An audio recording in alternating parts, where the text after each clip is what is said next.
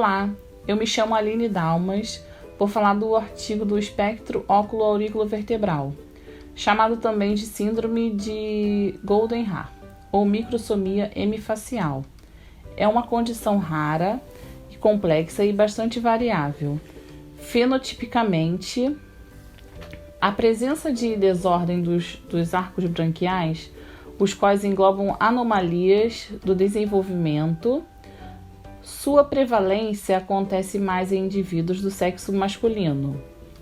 O envolvimento do EOAV varia de leve a grave e o acometimento da face é usualmente assimétrica, ocorrendo especialmente à direita.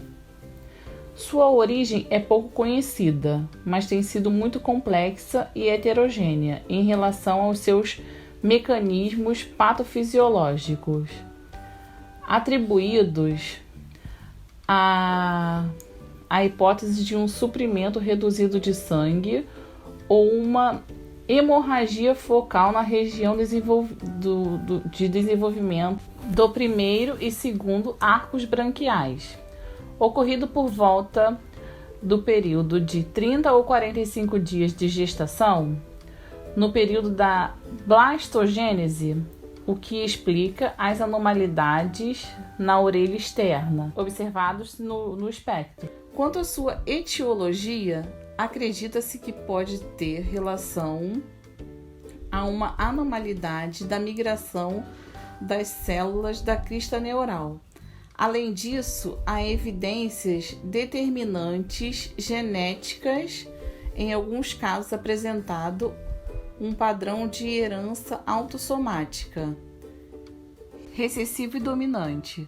Mesmo com as anormalidades da orelha externa sendo consideradas como critérios de inclusão para o diagnóstico do EOAV, já que são bem escritas pelos pacientes, as alterações da orelha média e principalmente da interna têm sido pouco exploradas nas pesquisas, sendo escassos os estudos com os pacientes e a avaliação dos aspectos. Boa noite, meu nome é Stephanie. Eu vou falar sobre o material e o método utilizado pela Universidade Federal de Ciências da Saúde de Porto Alegre. Esse estudo foi realizado em 12 pacientes que receberam o diagnóstico do espectro óculo-aurículo-vertebral. Para que esse estudo pudesse acontecer, foi necessário estabelecer alguns métodos. Um dos principais métodos utilizados foi o de Strong, que consistia que houvesse pelo menos 2 alterações nas seguintes regiões: orocranofacial, auricular, ocular e vertebral. O segundo método foi o método de Yunis, que os pacientes não poderiam ter qualquer tipo de alteração cromossômica. Isso foi adotado para que não houvesse nenhuma interferência no estudo. Foram também feitas tomografias computadorizadas de mastoide para avaliar a orelha média e interna. Todos os pacientes apresentaram uma alteração na frequência cardíaca e algumas anormalidades cardíacas. Também foram realizadas revisões de prontuários e de exames, tendo como maior foco as anormalidades auriculares. Também foi utilizado para fazer as estatísticas do estudo o teste de Fisher, utilizando o programa de PEP, que é um programa especializado na psicomotricidade infantil. E isso foi utilizado para achar o valor da frequência. Boa noite, pessoal. Me chamo Gilvanete. A parte do trabalho que eu irei apresentar é os resultados. Diferente a esses resultados, são citados acima, refere-se a 9 pacientes que eram do sexo masculino e 3 do sexo feminino. A idade variava de 1 dia a 17 anos e 10 dias possuíam a idade igual ou inferior a 1 ano. Todos eles foram encaminhados de alguma especialidade, tá?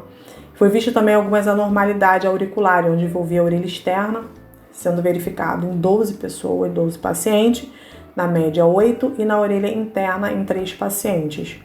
Sendo que na análise observamos a anormalidade em todos os pacientes que participaram desse estudo, tanto da orelha externa, média e interna. Falando um pouco da microtia, foi mais evidente nesses casos, que variava desde o grau 1 ao 4, sendo unilateral à esquerda e de grau 3 e bilateral em 4 pacientes, 33%. A alteração mais comum que foi detectado, foi na orelha média, que foi a opacificação da mesma, verificada em duas pessoas, deslocamento também em 2, e malformação da cadeia ossicular também verificada em 2 pacientes. Já a agenesia do conduto auditivo interno foi verificada em 2 pacientes, que foi a anormalidade mais frequente da orelha interna. E no caso do osso temporal, havia falta de aeração da mastoide, verificada em 5 pacientes, sendo o achado mais comum. Observamos também que as alterações envolviam outros órgãos, que com isso constituíram na baixa estatura, verificado em 4, a anormalidade do crânio facial em 4 também, oftalmológica em 2, esofágica pulmonar em 6, cardíaca em 7, abdominal em 4 e esquelética 6 e cerebral em 5 pacientes. Nesse gráfico montado acima podemos observar o grau e comprometimento, a qual essa anormalidade no aspecto aurículo-vertebral pode comprometer a parte da condução, tanto da orelha externa, média, e até mesmo a orelha interna. Isso fazendo com que até mesmo o indivíduo tenha um comprometimento em sua audição, dependendo desse grau. Na elevação do gráfico está descrita a quantidade e números de pessoas envolvidas nas anormalidades. E essa anormalidade foi vista em todos. Olá, o meu nome é Gabriela Rocha e eu vou falar sobre a discussão.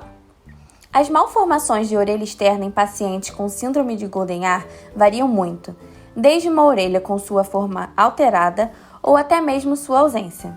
A microtia significa, literalmente, orelha pequena. Porém, essa palavra é usada para indicar tanto uma orelha de tamanho curto quanto mal formada. Na síndrome de Goldenhar, a microtia representa um dos critérios mínimos para o seu diagnóstico, pois sua frequência é muito alta em pacientes com essa síndrome, cerca de 100%. Normalmente, a microtia é apresentada como unilateral e à direita, além de se associar com o lado de acometimento da face. Mais raros são os casos em que ambas orelhas são acometidas, cerca de 18% a 50%.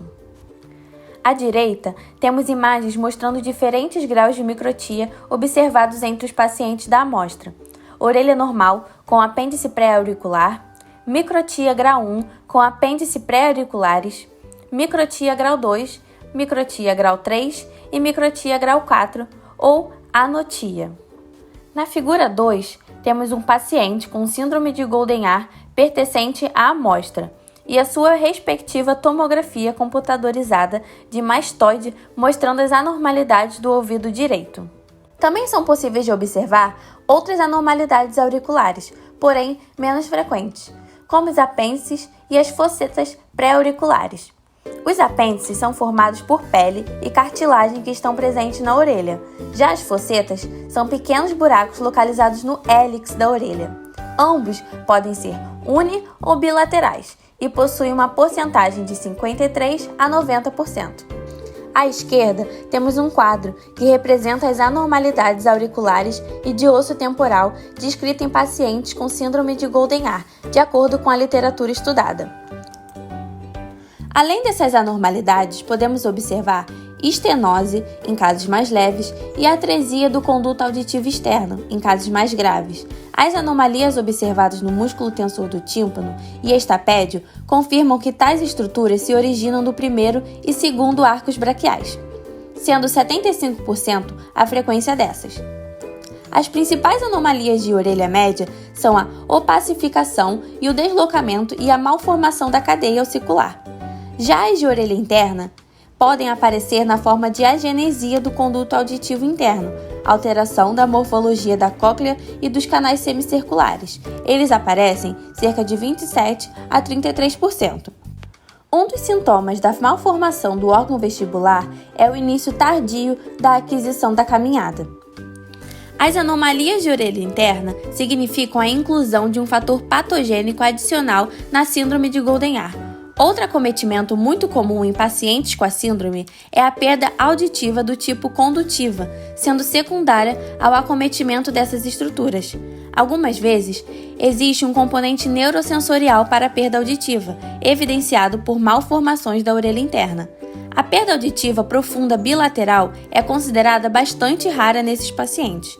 Porém, nos casos de pacientes com um tipo misto profundo bilateral ou com perda neurosensorial pura, o uso de implantes cocleares, ou BAHA, são extremamente necessários. A seguir, temos uma tabela com as características clínicas dos pacientes com o espectro óculo-aurículo-vertebral da nossa amostra.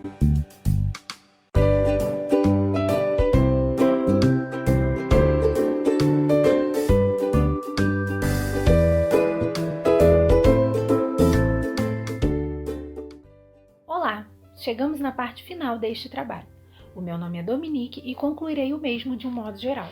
Ao analisar o artigo, que trata-se de um estudo realizado com 12 pacientes acometidos pelo espectro óculo-auriculovertebral, representado pela sigla EOAV, dentre outras denominações, concluímos que de fato é uma condição rara e complexa que acomete a região auricular, especificamente a microtia e anotia e os apêndices pré-auriculares, e ainda a face, os olhos e promove alterações vertebrais.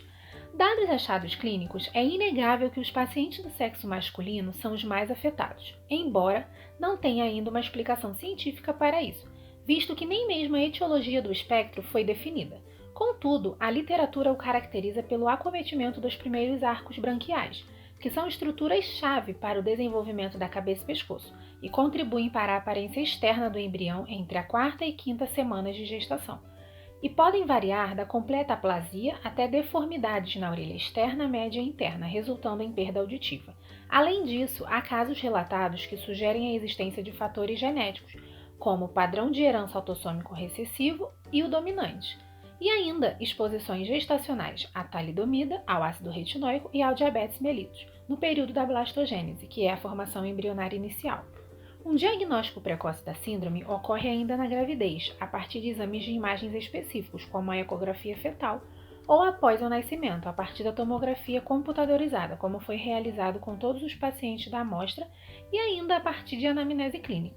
É praticamente impossível definir uma característica única para o EOAV, já que existe uma extrema variação expressiva dos indivíduos afetados, o que é um agravante no diagnóstico e segmento desses pacientes.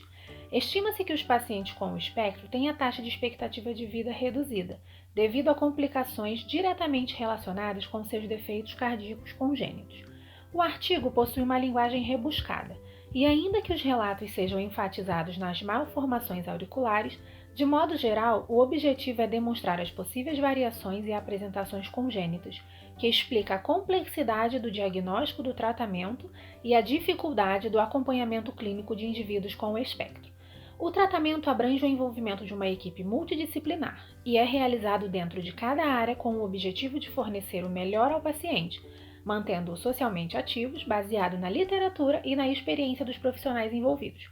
A partir dos fatos supracitados, conclui-se que, devido à raridade desta síndrome e às suas diferentes formas de apresentação, é imprescindível fazer este assunto chegar ao conhecimento da equipe multidisciplinar, de forma que fiquem capacitados ao manejo desses pacientes e assim facilitar o seu prognóstico e proporcionar qualidade de vida ao indivíduo acometido pelo espectro óculo-auriculovertebral.